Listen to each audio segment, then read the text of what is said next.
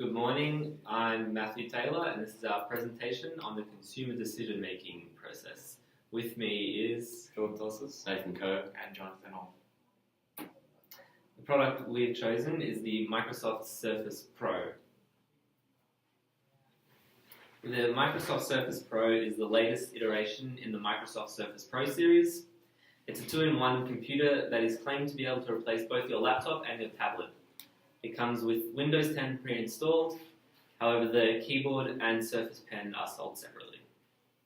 Alright, so step one is need recognition. Needs a consumer may be facing is that the previous laptop is aging or otherwise unsatisfactory, are enticed by the performance and features of the Surface Pro, they've entered a new job requiring a new laptop, and they've begun undertaking education that requires a laptop. Students are a key focus of the Surface, offering 10% discount. So how could Microsoft trigger need recognition? Microsoft triggers need recognition through their marketing as a very prestigious brand. They are very well known throughout the world, and this is mostly due to their products being convenient, reliable, and having innovative technology. The information search phase includes two factors, internal and external. External can include physical catalogues or someone from the store. It can include opinions from friends, word of mouth, as well as online store pages, as well as comparison sites.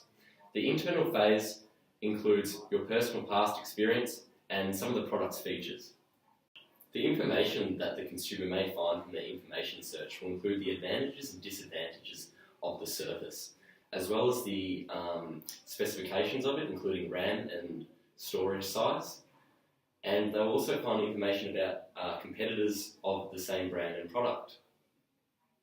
So the advantages include a full Windows 10 capability, screen resolution and quality, touchscreen, it is very convenient, it has a kickstand, and it is a good balance between a laptop and tablet. The disadvantages include a short battery life, you have to actually pay for the keyboard, there's no dedicated graphics card, which means you can barely play video games, and the cost. Right, so step 3 is the evaluation of alternatives. When considering alternatives, the consumer will need to look at categories such as price, processing power, RAM, storage, dedicated graphics cards, and the keyboard inclusion. Other factors that could contribute to the evaluation of the product by the consumer might be the brand reputation, as well as any other services that may come along with the product, such as warranty. Other evaluations may be a specific need or criteria that the consumer has set out. This may be, is the laptop small enough to fit in a certain bag? The weight of the laptop as a consumer may be a heavy user of laptops, and therefore would prefer a lighter one for travelling purposes. Alright, these are the four devices we've decided to compare it against. The iPad Pro 12.9-inch, Lenovo Mix 720, Dell Inspiron 13-inch 5000, Acer Aspire Spin 5 13 inches. They're all 13-inch devices, around between $1,000 and $2,000, mostly around the $1,500 mark. All of them but the iPad are a two-in-one. The iPad is kind of a different category of product since it's a tablet rather than a two-in-one, which will be suitable for consumers who are more interested in the tablet functionality rather than a laptop. So what we can see here is when you compare the Surface Pro to the other two-in-one devices, you can see that it is a quite expensive device. When you include the price of the keyboard, it's $1,700 and only has 4 gigabytes of RAM and a 128 gigabyte SSD, which is half of the other two-in-ones in the same price range. And if you'd like higher, you have to pay an additional $500. So this shows the Microsoft Surface is an expensive premium product. So step 4 is the purchase decision. A typical consumer would have been enticed to purchase the device because of Microsoft's superior name and brand positioning as the best-in-class laptop. This is despite its higher price. The consumer still believes that the device is worth the money, and perhaps they think it is still the best hybrid around. Unless the consumer chooses to buy the iPad, the device they purchase will be running Windows 10. This may influence consumers' decisions towards purchasing the Surface Pro, as they may feel more comfortable purchasing the device from the company who made the operating system. The technical specifications of the device are also a key factor in the decision-making process, specifically processor, RAM, and storage. That is why this information is displayed next to the product name on the website, as well as the other retailer websites. My first recommendation is to keep the high price point. Consumers see Microsoft Surface Pro as a premium product.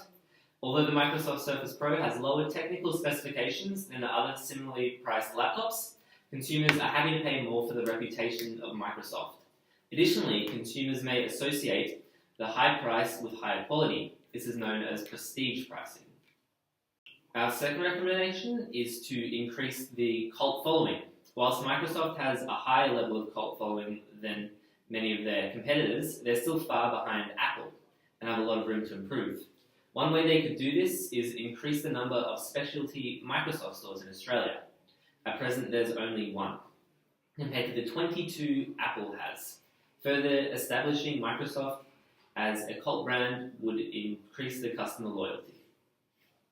So now is the post-purchase behavior, and the topics covered will be: why might the consumer feel satisfied with this purchase? Why might the consumer feel dissatisfied with this purchase, and how might this impact the next purchase? Why might the consumer feel satisfied with this purchase? One is the laptop runs smoothly. It meets your expectations. It allows them to show their social status. Another one is the product is very convenient, and also it's able to do and handle whatever the consumer wants. Why might the consumer feel dissatisfied with this purchase? One of the reasons is cognitive dissonance, which is otherwise known as buyer's remorse, is the inattention that consumers get after a purchase. They start asking questions such as, is this the right product for me? Or maybe it could have been better. Another reason is that the service provided by the product is very short warranty. Another is the product fails to meet their expectations. It's expensive compared to the competitions, even though they have similar specs and same size, such as being 13-inch. Also, some consumers may be wanting to play video games, however, they can't due to low graphic cards on the product itself.